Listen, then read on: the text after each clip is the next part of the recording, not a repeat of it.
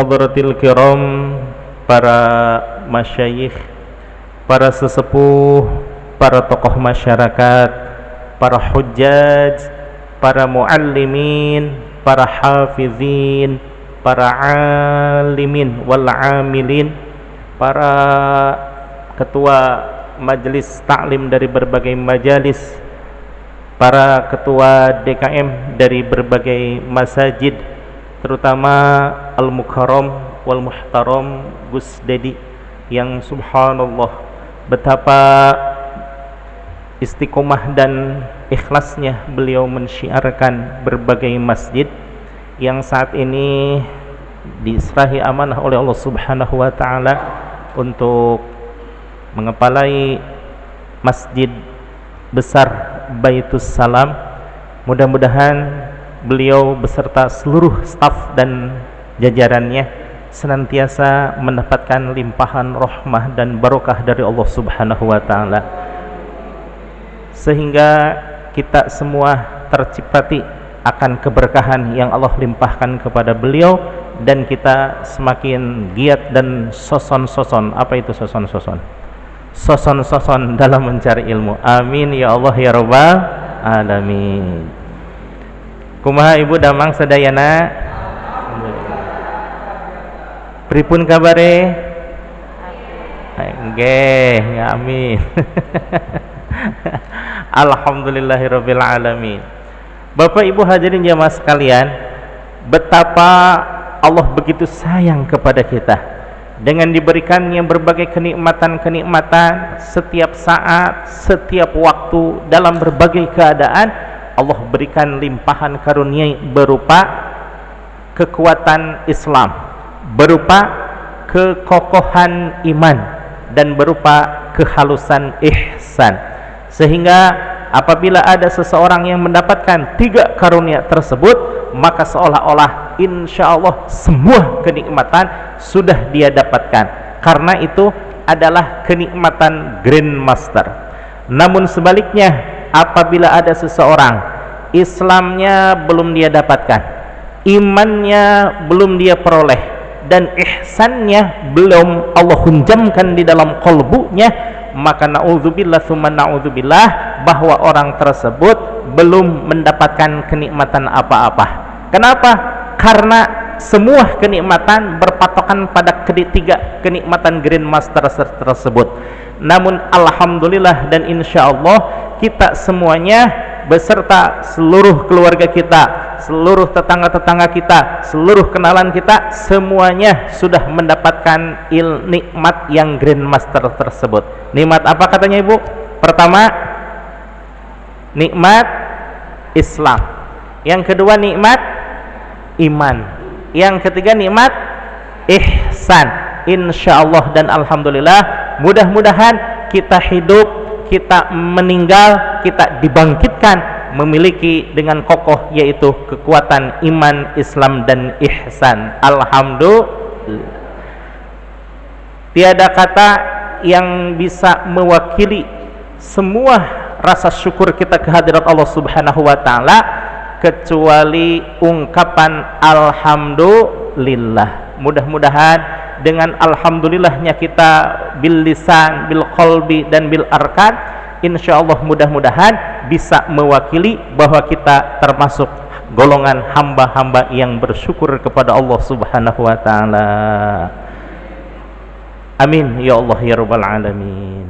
Bapak Ibu hadirin jamaah sekalian, kalau kita melihat perjalanan hidup manusia dari mulai alam nasut, kemudian Allah titipkan kepada alam rahim, kemudian perjalanan dilanjutkan ke alam dunia, lalu berlanjut ke alam barzah, dan sampai akhirnya ke alam akhirat, maka itu adalah inna lillahi. Kenapa? Karena semuanya berasal dari Allah dan akan kembali kepada Allah. Ini menjadi tanda tanya besar bagi kita sekalian. Kalau innalillahi-nya mah sudah pasti innalillahi, betul? Semua manusia yang dilahirkan pasti innalillahi, milik Allah Subhanahu wa taala. Namun ketika kita akan kembali apakah kita kembali ke inna ilaihi lagi, atau rojiunnya mah rojiun tapi dalam keadaan yang tidak diridhoi oleh Allah Subhanahu wa taala. Tsumma naudzubillah, insyaallah kita mah tidak. Kenapa? Berdasarkan hadis Kangjeng Nabi, kullu mauludin yuladu 'alal fitrah, bahwa setiap bayi yang dilahirkan dalam keadaan fitrah, dalam keadaan akidah Islamiyah, hatta abawaihi, sampai kedua orang tuanya lah. Nah, ini ketika usia sudah mencapai balik. Laki-laki rata-rata usia 12 tahun, perempuan rata-rata usia 9 tahun. Hatta abawaihi, sehingga kedua orang tuanya, yuhawidanihi, apakah dia mau menjadikan seorang Yahudi, au yunassironihi, ataukah mau menjadikan seorang Nasrani, au yumajjisanihi, atau seorang Majusi. Nah, alhamdulillah wa syukurillah, kita mah dari mulai orang tua, kemudian lingkungan sekitarnya ada dalam keadaan fitrah akidah Islamiyah. Nah, perjalanan dari alam rahim ke alam dunia ini memerlukan waktu yang sekian lama, katakanlah sekitar 63 tahun. Usia 63 tahun dikurangi katakan 12 tahun, ya katakanlah 50 tahun, 51 tahun lah ya. 51 tahun kita sanggupkah menjalani kehidupan ini dengan penuh keriduan dan rahmat Allah Subhanahu wa taala? Maka salah satu cara dan upaya kita adalah senantiasa menghidupkan kolbu-kolbu kita, karena hakul yakin sebagaimana sabda Rasulullah sallallahu alaihi wasallam, innallaha, sesungguhnya Allah Subhanahu wa taala, yuhyil qalbal mayyita, mampu untuk menghidupkan hati-hati yang sudah mati, binuril hikmah, dengan cahaya hikmah. Nah, cahaya hikmah itu seperti apa? Cahaya hikmah adanya di majelis taklim, cahaya hikmah adanya di pondok pesantren, cahaya hikmah adanya di masjid dan musola, cahaya hikmah di mana saja dan kapan saja dan dalam bagaimanapun keadaannya. Di situ ada nur ilahi, cahaya hikmah yang mampu menghidupkan hati-hati yang sudah mati. Kalau kita mah hatinya bagaimana? Dilihat dari ibu semuanya tuh, bapak-bapak, alhamdulillah kolbunya pada hidup semua ini ya. Terlihat dari wajahnya sumringah gitu ya. Salah satu ciri dari makhluk hidup ialah senantiasa hidup. Bagi kita mah bukan hanya hidup lahiriah saja. Jasad mah ini hanya sekedar menemani ruhaniyah, itu sekitar 63 tahun. Bagaimana selanjutnya kehidupan ruhaniyah kita setelah alam dunia, alam barzah dan alam akhirat? Mampukah kehidupan yang akan kita jalani itu tetap ada dalam keriduan dan rahmat Allah Subhanahu wa taala? Kama yuhyil ardal maitata bima'il matar, sebagaimana Allah menghidupkan tanah yang gersang, tanah yang kering kerontang dengan air hujan. Ibu pernah memperhatikan enggak ketika musim kemarau 8 bulan 9 bulan tanah pada retak-retak tuh ya, kemudian hawa kayaknya bayang-yang. Apa itu bayang-yang? Panas sekali ya. Tapi ketika turun hujan sehari 2 hari itu langsung tumbuh rumput-rumput, kemudian tanah-tanah menjadi subur kembali, di mana-mana semuanya berseri. Pernah melihat semuanya itu? Pernah, sering bahkan ya. Nah, seperti itulah Allah menghidupkan hati-hati seseorang yang sudah mati. Namun alhamdulillah kita mah senantiasa hidup dengan apa? Dengan nur hikmah tersebut, cahaya hikmah, cahaya ilahi. Dan cahaya ilahi itu adanya di majelis-majelis taklim, adanya di majelis-majelis zikir. Nah, untuk senantiasa menjaga kehidupan kolbu kita, ada ungkapan nasihat dari Syekh Ibnu Athaillah, yakni ungkapan hikmah yang nomor 31, bahwa tasyawufuka ila ma batana fika minal uyub, bahwa keinginan kita untuk mengetahui tentang aib diri itu khairum min tatalluika ila ma hujiba angka minal ghuyub, jauh lebih baik, jauh lebih dahsyat ketimbang kita mencari-cari apa itu tentang hakikat alam-alam gaib. Uyub dengan gaib hampir bersamaan lafaznya, tapi maknanya jauh berbeda. Uyub itu adalah kekurangan diri, kekurangan yang ada di dalam diri kita untuk diperbaiki. Sementara ghuyub itu adalah alam-alam gaib, alam-alam yang kita lewati daripada mempertanyakan gitu ya. Sesungguhnya latifah kita sudah di mana sih makomnya? Apakah di makom latifah akhfa, ataukah ada di latifah qalab, ataukah ada di latifatun nafsi, atau zikir kita sesungguhnya sudah sampai di mana? Apakah ada di alam mulki, ataukah alam malakut, ataukah alam lahut? Atau juga bisa dipertanyakan, seperti apa ya alam gaib itu? Apakah bisa bermusyahadah dengan para malaikat? Apakah bisa bermusyahadah dengan alam-alam yang tidak kelihatan oleh manusia? Dan seperti apa? Nah, daripada mempertanyakan hal-hal seperti itu, kata Syekh Ibnu Athaillah As-Sakandari, lebih baik kita menyelami diri sendiri saja, mengintrospeksi kesalahan diri, mengintrospeksi kelemahan diri, dan berusaha untuk memperbaiki. Bahkan ibu di dalam makalah yang lain, bahwa Imam Al-Ghazali ada satu cara untuk menumbuhkan rasa nur hikmah dan mendapatkan nur hikmah tersebut sehingga kalbu kita senantiasa hidup. Dengan cara apa? Tadi aib-aib itu merasa bahwa kita memiliki kekurangan sementara orang lain memiliki kelebihan-kelebihan.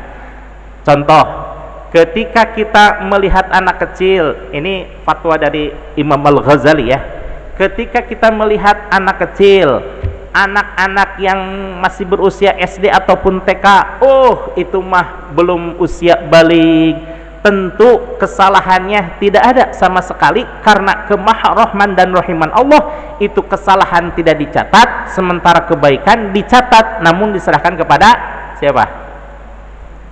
Kepada kepada orang tua. Betul, maha rahman dan rahimnya Allah. Mungkin ya, namanya juga anak kecil ya, dari usia 1 tahun sampai usia 12 tahun mungkin banyak kesalahan-kesalahan kan, tapi ke maha rahman dan rahimnya Allah itu semuanya tidak dicatat sama sekali. Bahkan malak raqib dan atid, malak raqib ya yang mencatat kejelekan, itu istilah kata nganggur selama 12 tahun. Kenapa nganggur? Karena Allah perintahkan untuk jangan menulis kata-kata atau akibat-akibat dari perbuatannya, karena otomatis, secara otomatis Allah mengampuni dosa-dosanya. Subhanallah. Sementara kalau dia berbuat kebaikan, maka mulai dicatat semua kebaikannya ketika usia 12 tahun. Kalau kejelekannya tidak dicatat, oh mohon maaf, kalau kebaikannya dicatat oleh Allah Subhanahu wa taala, tapi menjadi tabungan bagi orang tuanya. Ikut taklim walaupun taklimnya hanya sekedar main-main. Taklim nilainya berapa? Tafakkaru sa'atan khairum min ibadati sitina sanatan. Berfikirnya sesaat, hadir ke majelis taklim atau ke majelis zikir walaupun sesaat, itu lebih baik daripada ibadah 70 tahun. Allahu Akbar ya. Nah, kebaikan-kebaikan itu menjadi catatan bagi orang tuanya. Dan apabila sudah mencapai usia balik, baru itu dicatat oleh Allah. Kesalahan hanya satu yang dicatatnya, misalkan malas untuk bangun pagi, satu. Misalkan agak melotot sama ibu dan ayahnya, dua gitu ya. Tapi kalau kebaikan, tadi satu kebaikan, kalau taklim 70 ibadah lebih baik daripada taklim walaupun sebentar. Kemudian kalau seandainya membaca Al-Quran, man qara'a harfan min kitabillah katabahullahu lahu asyru fan asyru wa amsalihha bi asyri amsalihha. Apabila seseorang membaca Al-Quran, maka baginya ada 10 kebaikan. Wala aqulu alif harfun walam harfun wa mim harfun, tetapi aku tidak mengatakan alif, mohon maaf, alif lam mim satu huruf, walakin alif harfun, walakin walam harfun wa mim harfun. Jadi ketika kita membaca Al-Quran walaupun satu ayat, ketika a'udzu billahi minasyaitonir rajim, bismillahirrahmanirrahim, baru juga satu ayat, alif lam mim, tiba-tiba tok tok tok, assalamualaikum, assalamualaikum, waalaikumsalam, wah ada tamu nih, ayat naon mang, wah baru juga satu ayat, tapi Allah tetap memberikannya berapa? Pahala berapa? Alif lam mim berapa huruf? 3, dibalas oleh Allah setiap hurufnya 10. Berarti satu kali membaca alif lam mim, shadaqallahul azim, berapa? 30, subhanallah. Dan kebaikan yang lainnya dicatat oleh Allah berdasarkan Rahman dan Rahimnya Allah.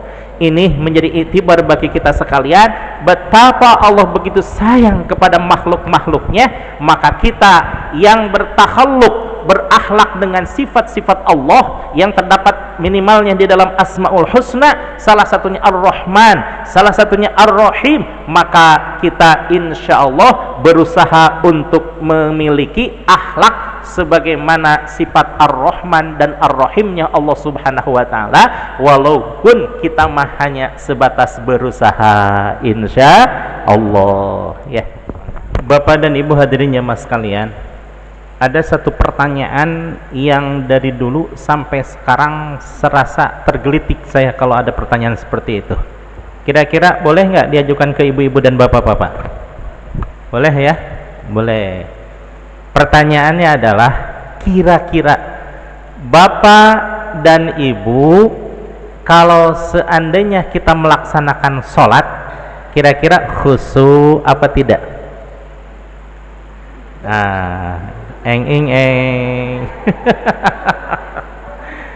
Kira-kira khusyuk apa tidak?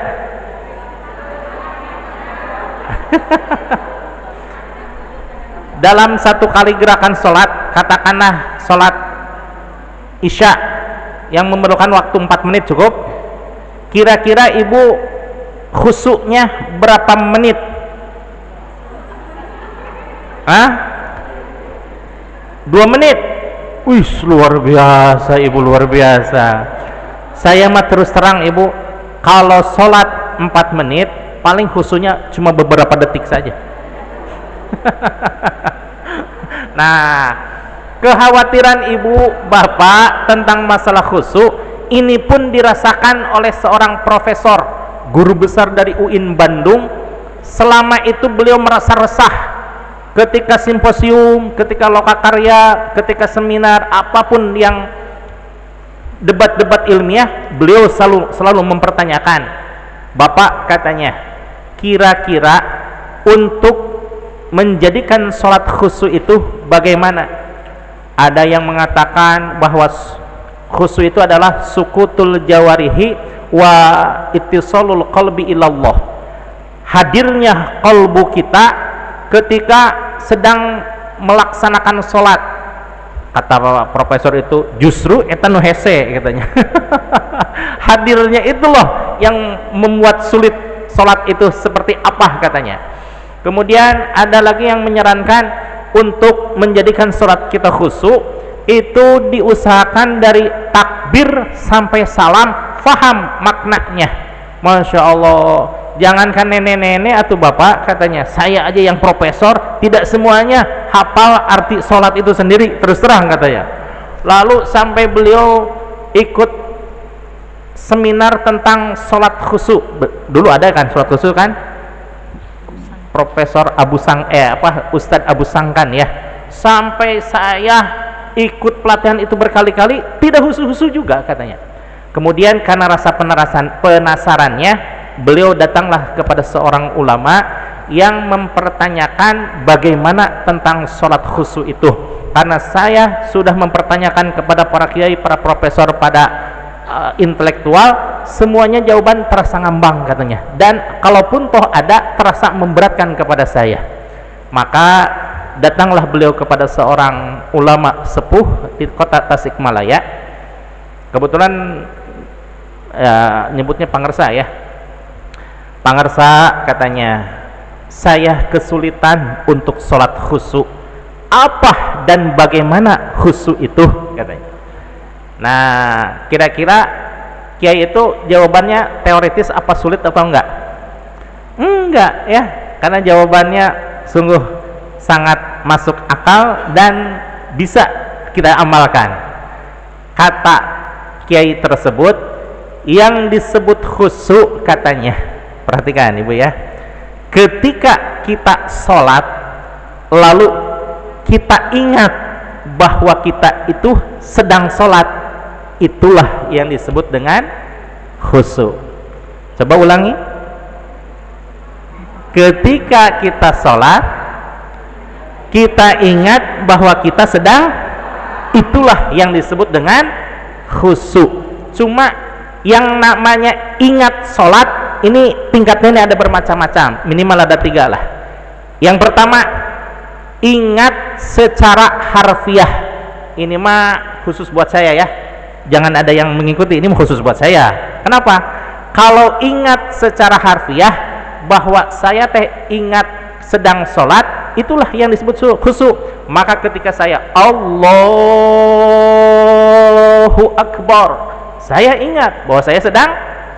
Tapi ketika sudah mengatakan Hu Akbar, bray ingatan kepada cicilan hutang, bray cicilan kepada motor, cicilan kepada panci dan lain sebagainya. Oh subhanallah. Jadi saya jalan-jalan ketika sedang sholat, di tengah jalan ketika saya sedang baca apa gitu ya, saya itu sedang sholat, balik lagi bahwa saya itu sedang sholat. Nah, saya mah alhamdulillah bahwa sholat saya yang bermenit-menit cuma beberapa detik saja khusyuknya. Alhamdulillah. Itu alhamdulillah apa astagfirullah? Innalillahi. Mungkin bagi ibu innalillahi ya. Kenapa? Karena ibu mah sudah lewat masanya. Karena bagi saya mah saya mah cukup alhamdulillah karena saya sedang belajar sholat. Yang pertama, saya sedang belajar khusyuk dalam sholat. Itu yang pertama bu ya. Yang kedua, sholat secara khusyuk secara maknawiyah. Ingat, sholat secara maknawiyah apa? Yaitu Allah menjanjikan innas sholata tanha 'anil fahsya iwal munkar, bahwa sholat bisa mencegah perbuatan keji dan subhanallah, Allah maha kuasa, Allah maha segala-galanya, Allah mampu segalanya, tapi ada satu yang tidak bisa dilakukan oleh Allah, apa? Mengingkari janjinya. Tadi Allah memberikan reward khusus kepada orang yang sholat, apa katanya? Terhindar dari perbuatan keji dan munkar. Maka ibu subhanallah alhamdulillah sudah mencapai tahap khusyuk dalam sholat. Jadi khusyuk dalam sholat bukan hanya di dalam sholat saja. Di dalam sholat memang bahwa kita memiliki perasaan Allah maha melihat. Bahkan ibu mah dan bapak-bapak mengingat Allah bahwa Allah selalu memperhatikan kita, Allah selalu melihat kita, bukan hanya ketika kita sedang dalam keadaan sholat, di luar sholat pun alhamdulillah Allah selalu memperhatikan. Ya, apa buktinya Allah selalu memperhatikan dan kita terhindar dari maksiat? Salah satu di antaranya, ibu-ibu memakai kerudung keluar rumah itu apakah tidak khusyuk dalam sholat? Itu makna khusyuk dalam sholat. Kenapa? Ketika kita mau keluar rumah, hei dalam hati kita bahwa Allah memerintahkan untuk menutup aurat, maka kita pun menutup. Salah satu bukti bahwa ibu dan bapak terhindar dari perbuatan maksiat di luar sholat, itu adalah bukti bahwa sholat kita khusyuk secara maknawiyah. Jadi bukan dalam sholat saja, kan sudah tidak mungkin itu ya. Dalam sholat ada nggak kesempatan untuk berbuat maksiat ketika sholat? Kan tidak mungkin ya.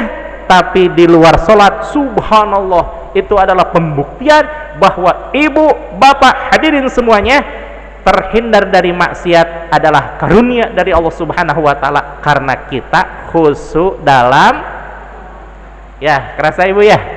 Nah, itu tingkatan ibu ini dan bapak. Bagaimana yang ketiga?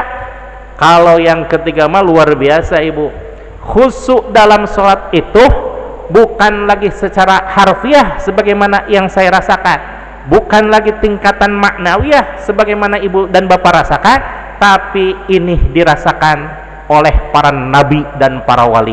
Karena makna khusyuk dalam sholat bagi mereka mah sudah dalam tingkatan istiqomah. Apa katanya bu? Kalau saya tadi secara apa? Harfiah. Ibu dan bapak secara apa? Maknawiyah. Kalau nabi dan wali tingkatannya apa? Istiqomah. Subhanallah. Apa itu yang dinamakan istiqomah? Konsisten dalam melaksanakan kebaikan. Apa kebaikannya? Kebaikan selalu mengingat Allah, bukan hanya secara harfiah saja, bukan hanya secara maknawiyah saja. Ketika kita terjaga, katakanlah 12 jam kita terjaga ya, lagi tidak melek gitu ya, lagi melek. Lalu bagaimana nabi dan wali ketika sedang tidur? Apakah ingat sama Allah? Jawabannya apa? Kira-kira para nabi dan para wali ingat Allah tidak ketika mereka sedang tidur? Ah benar. Yakin nih? Yakin. Kenapa? Cius katanya bu. Cius nih. Karena nabi dan para wali sebagaimana dinyatakan oleh Nabi Muhammad SAW bahwa aini malam yanam qalbi walam yanam apa? Yanamu aini walam yanam qalbi. Mataku ketika sedang terpejam, tertidur secara jasad, karena itu adalah hak manusia secara basyariah. Walam yanam qalbi, tetapi hatiku tidak pernah tertidur. Subhanallah. Para nabi ini dan para wali. Sekali lagi. Yanam apa? Tanamu aini wala yanamu qalbi. Mataku terpejam, tapi hatiku tidak pernah terpejam. Maknanya apa? Ketika sedang tidur, para nabi dan para wali senantiasa lak tak tak tak Allah Allah Allah, senantiasa zikir kepada Allah. Ini bukan hanya nabi saja. Kalau nabi dan rasul sudah hakul yakin lah ya. Bagaimana kalau contoh para wali? Nah, ini ketika saya sedang, mohon maaf, berkhidmah di Malaysia, Tuan Guru Zuki memberitahukan kepada saya, Mad, ada satu pembuktian hadis Rasulullah SAW yang merupakan yang menjadikan saya paling cinta terhadap hadis itu. Hadis yang mana Tuan Guru katanya? Yaitu tentang Nabi tidak pernah berhenti berzikir sekalipun sedang tidur. Saya ketika mondok di Tasikmalaya, suatu saat 6 tahun beliau mondok di Tasikmalaya, suatu saat beliau dipanggil oleh pangersa, Zuki sini. Datanglah beliau kepada pangersa ulama tersebut ketika jam 9 malam. Kiai Zuki tahu bahwa jam 9 itu waktunya pangersa tersebut tidur. Jam 8 lebih 45 menit Kiai Zuki sedang mendengarkan tausiah atau sedang mendengarkan petuah-petuah dari pangarsa tersebut. Ketika sudah mendekati jam 9, secara tiba-tiba tek tek tek tek trek, suaranya sudah tidak terdengar, yang ada adalah hening sehening-heningnya. Saya baru merasakan keheningan malam itu betul-betul hening. Namun kata Kiai Zuki, ketika saya sudah memastikan bahwa pangarsa tersebut sudah tertidur dengan pulas, salah satu ciri tertidurnya dengan pulas, beliau mohon maaf agak ngerek sedikit gitu ya, apalah istilahnya, mendengur sedikit gitu ya, untuk menandakan bahwa beliau sedang tertidur pulas. Kiai Zuki baru juga mendengar itu, mau beranjak tuh dari tempat duduknya, tapi tiba-tiba terdengar suara detak jam di ruangan tersebut, tak tak tak. Berbarengan dengan itu Kiai Zuki mendengar sesuatu yang aneh, sesuatu yang belum pernah terdengar oleh dia, tapi beliau hafal betul suara siapa itu. Apa suaranya? Tak tak tak. Jantung itu tiba-tiba terdengar, dan di antara detik-detik jam dan detak jantung terdengar suara kiai saya berzikir, Allah Allah Allah Allah Allah, padahal kiainya sedang tertidur. Jadi ada dua suara, secara jasad mendengur kecil, tapi ruhaniyahnya ternyata Allah tampakkan kepada saya betapa betul seorang wali tidak pernah berhenti untuk berzikir. Subhanallah. Kemudian pada 2001 ketika saya mondok di Situbondo, kiai saya mematurkan bahwa, Cong katanya, hei santri-santriku, kalau ada seorang wali yang berhenti berzikir kepada Allah, maka saat itu juga dia dipecat dari kewaliannya oleh Allah Subhanahu wa ta'ala. Subhanallah.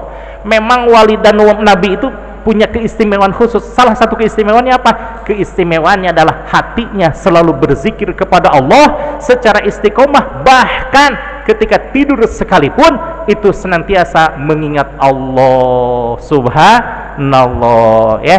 Apakah ibu ingin semuanya berzikir dalam keadaan tidur? Ada caranya yang belum mencapai derajat wali. Apa itu? Ada yang tahu nggak? Tidur kita dinilai sedang zikir oleh Allah Subhanahu wa ta'ala. Bagaimana? Sebelum tidur usahakan dalam keadaan berwudu, kemudian sholat 2 rakaat, sholat hajat atau sholat istikhrah dan sholat lain sebagainya, kemudian berzikir subhanallah. Yang paling bagus sholat taubat. Kemudian berzikir. Zikirnya apa? Bebas, terserah zikirnya apa, tapi yang lebih utama adalah zikir yang bersilsilah. Terserah ibu berzikir apa, misalkan subhanallah ya, subhanallah subhanallah subhanallah sampai la ilaha illallah la ilaha illallah la ilaha illallah. Belum juga sampai 33. Kalau saya mah baru 11 juga udah seret gitu. Ketika ucapan la ilaha illallah mencapai hitungan 11, ibu tertidur, bangun-bangun, ibu dalam keadaan megang tasbih misalkan, tiba-tiba bangun jam 3. Dari jam 9 sampai jam 3 di hadapan Allah ibu sedang berzikir. Alhamdulillah, itu cara bagi orang yang menginginkan tidur kita bernilai ibadah, bernilai zikir kepada Allah, tapi belum mencapai derajat wali, insya Allah.